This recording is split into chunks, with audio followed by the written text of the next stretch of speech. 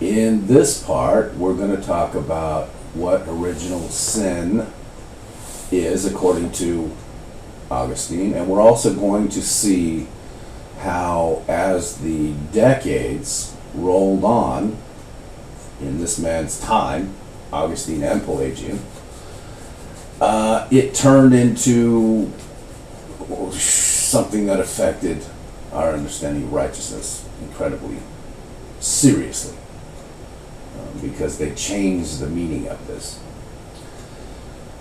And we're going to couch this, because this is 2016, because we understand things very differently, because we live in the computer age, and we understand things a little differently. We're going to couch it in that sort of language because everybody understands this kind of language. I'm going to use words like default position. And if you're familiar with computer language, which is basically modern idea thinking, you're going to understand, oh, that's like the default position, the regular position. This is how things are position. So we're going to use words like default position so we can see this really clearly. Okay, let's jump forward a little bit, a few decades. Let's say 100 years or so, roughly. Now Pelagian's dead, now Augustine's dead. These guys croaked, and they're no more. So their writings and their stuff and the stuff they left behind they both contributed heavily to the Christian position, the Roman Empire, state religion position. Never forget that. That's why I keep bringing it up. But with regards to original sin, which by this time became this massive powerful campaign in the ideas of Christianity, which did not exist before this time. It was a big thing in terms of, okay, how do we couch Christianity and how do we explain Christianity and what does Christianity mean and how do we disseminate Christianity to our citizens of the Roman Empire and wherever else it was going in those days. This is like 500 something AD. And by this time, they had already come up with another council, and I think it was don't quote me on this please, but I think it was the Council of Constantinople, which is now modern Istanbul, but I think it was the Council of Constantinople, and I want to say 553, but please don't quote me verbatim on this. I could be wrong. But here's something I'm not wrong about. This is over 100 and some years past 400, and the arguments between Pelagian and Augustine. Well, as time went on, and Roman Empire being the Roman Empire and doing what Roman Empire does, which is like, we gotta control everything. Okay? They decided at this council, well, not only are we going to not use Pelagian's ideas, but this one section of his ideas, as when it pertains to original sin, we're going to officially denounce and document and sign and seal. So Pelagian's ideas can never again be looked at because they're stupid and probably heretical and blah, blah, blah. Anyway, they were condemned. Pelagian's ideas were condemned. Now let me tell you what Pelagian's ideas were. And then I'm going to throw in original sin according to Augustine in like one quick sentence. And you're going to see, wow, look at the difference. Pelagian's ideas were this. In the garden, and the whole garden story, the humans were punished, the serpent is cursed, and the earth around there that the humans have to grow their food out of now and get their sustenance from is cursed. So making it very difficult for them. But all of this was because they ate of the fruit of the knowledge of the knowledge of the knowledge of the tree of good and evil. And they weren't supposed to do that, but they did. But they did it. How it is, you've heard this in a sermon a million times, so there's no reason to beat that dead horse. Pelagian says, okay, this was the original sin and it jacked up a bunch of stuff. Granted. Augustine says the same thing. However, where it deviates is this. Pelagian says, well, because all of the humans that came after Adam and Eve, throughout the centuries, they are presented with a choice. And the choice is they can either live in a paradigm that they deny this propensity to do all these wicked things, or they can go ahead and do all of these wicked things. And therefore, by doing all these wicked things, they're cut off from God, and it's the Christian religion. But that's Pelagian's ideas. Augustine's ideas, on the other hand, are really this simple. And I'm going to couch this in computer language. No. Here's Augustine. No.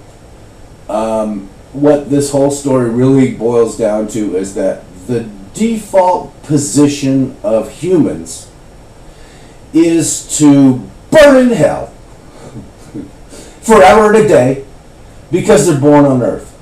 That's literally what original sin, according to Augustine, became.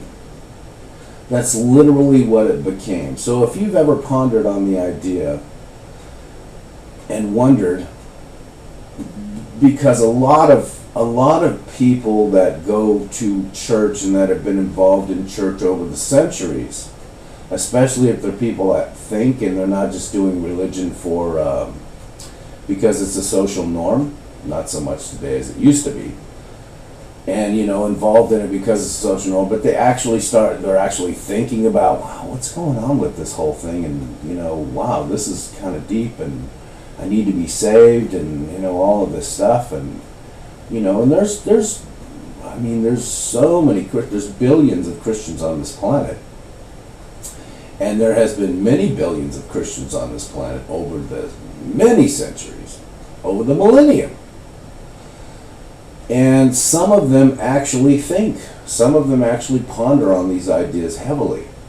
And I think if you pondered on these ideas heavily, you'd be scratching your head wondering, okay, now how is this right? How is this right? There's something missing, because this just doesn't seem correct. I mean, my deepest inner soul, my deepest inner instinct tells me there's something incorrect about this, that the default position of humans is, I'm going to throw you into hell, which, by the time of Dante is this really scary place, and it's just really scary. Dante's Inferno. I'll say no more about that. Everybody gets that.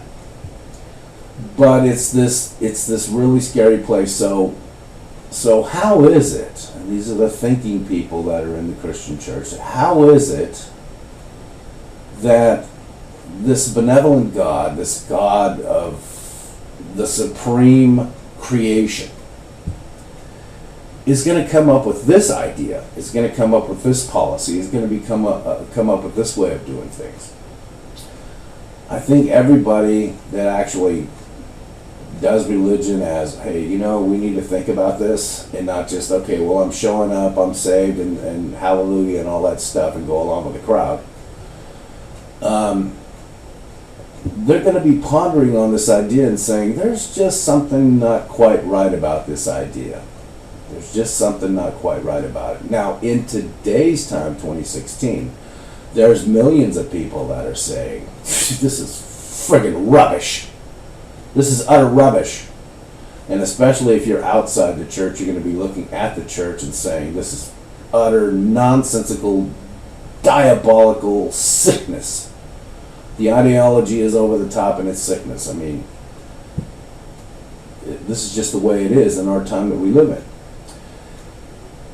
The reason it is that way is because something deep inside of us, that part of us that when it hears raw truth, it resonates inside of us, looks at this and says, yeah, I'm not sure this is raw truth. And that's the nicest way to say that without getting over the top.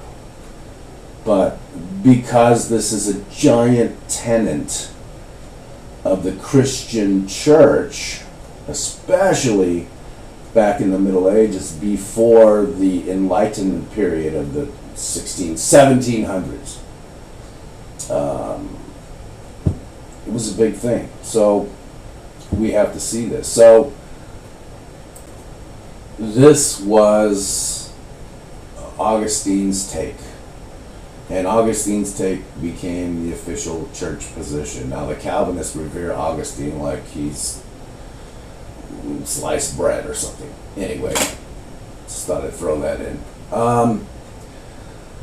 But, he went further in his writings, and because he became such a powerful, persuasive, powerful figure in earlier church writings that became earlier church official policy in his day and thereafter. And we're still in roughly 550 and moving forward really fast because we fly through history. There were other things that, seeped into his writings too, namely that carnality is this horrible, evil wickedness. But, if you listen to the four components, or if you listen to other writers, it's kind of hard to miss that, hey, we're not born into human bodies and we don't live on the planet for no damn reason at all. I mean, it's like, okay, if it's so evil and wicked to be carnal, in other words, hey, this is my flesh body, my flesh and blood, all physiology everywhere, how does this make sense? But that's from the earlier period. These are the ideas he got from his earlier period, before his Christian period, which he died in the Christian period. He lived out his life, the remainder of his life, in the Christian period, writing all of these. I mean, they were brilliant documents. The guy's brilliant. There's no joke there. Regardless of all his sins or whatever he did before he got in there, regardless of what he did when he got in there, the guy was brilliant. He was a very brilliant guy. But that doesn't mean if you're a brilliant guy, you can't get these ideologies bouncing around in your head that are just, whacked out. And some of these ideas are whacked out. He's actually the guy that came up with the idea that sex is this horrible thing. That's him. That's him. Because he said carnality, all carnality. And he got this from that thing that's in the list of heresies.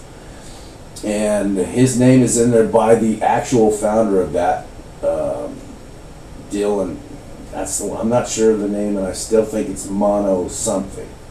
But he was a follower of that. That's why I say, look at that time period in 300 AD. Look at the list of heresies from that time, and you'll see him listed as, one of the early partakers of that philosophy. And, his name is pretty distinctive, Augustine. So it'll probably pop right out at you. And then you can find out who the founder that actually came up with that idea was and what it was actually called. I can't remember. I'm just not going to look it up. It's not viable to this explanation because we're looking at righteousness. All right. I think we should look at one more of the church's tenets too also. This tenet came out of the period of the Emperor Justinian.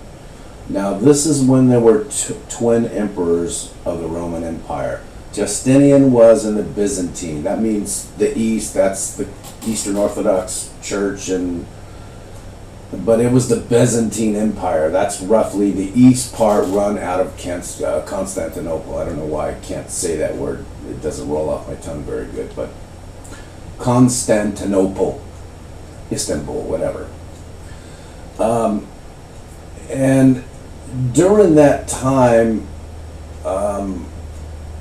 Justinian, the Emperor Justinian, wanted to, sort of rebuild and reestablish his part of the Roman Empire, because it was falling away. It started to crumble. This is in the 500s, and so he really wanted to rebuild it, and he came up with this code of rules. Now, the interesting thing about Justinian is that he was heavily involved in creating policy in the church. He would be telling popes, the Eastern Pope, they're not called popes, what are they called? I don't know, you have to look it up. But they're not called popes, they're called something else. But he was heavily powerful enough to say, okay, mister, you're not called a pope, you're called something else, because this is Eastern Orthodoxy. But you're going to say this and do this because, hey, I'm the emperor, and you mess with me, you're messing with the Roman Empire, because I'm a god, by the way. And so that's how it went down, and this is in the 500s. Now,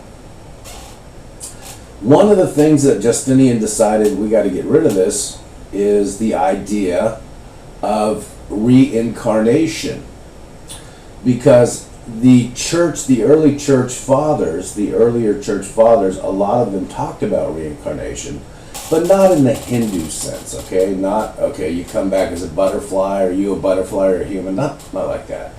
You don't come back as an ant or come back as a rocker, they didn't see it like that. Their deal was, no, you're like a human, you come back as a human, but it sort of all fits together from their take. But Justinian got rid of this idea, literally banned it. Like, no, this idea can never be looked at again. This is official church heresy now. That's what happened to the idea of reincarnation, because it was part of the early Christian ideas that they would bat around. I wouldn't say policy as much as Christian ideas they would bat around. And when you read into the book of John or into the four Gospels, you see the disciples of Jesus asking him, hey, are you Elijah? And he's like, no, I'm not Elijah, man, that's John the Baptist. I'm not Elijah, I'm somebody else. So, since it's part of Scripture itself, they can't say, well, that's rubbish. But Justinian, because he's the emperor and he's set on reestablishing the crumbling Roman Empire that he's running, that part that he's running, the Byzantine part, the eastern part, he has a different take, and he's a very powerful guy because he thinks he's a god, so I don't know how much more powerful you I don't know how much more powerful you're gonna get. So that's kind of how it was. And the reason I bring this up is because that is another giant tenet. And when modern day people look, especially if they're outside the system of Christianity, like they didn't really grow up in church and they're not part of the social ideas of, yes, we're Christian good people, and they look at Christianity with a very very skeptical view, and they look at it and they think, okay, this is the religion of a bunch of people that just want to control everything, which they really do have a good point there. And in history does prove, yes, I mean, this was definitely part of the Christian church. They wanted to control everything, absolutely. But that's like, their take, the people that are really skeptical, that actually despise this, want to throw the baby out with the bathwater, so to speak. And that's really not good.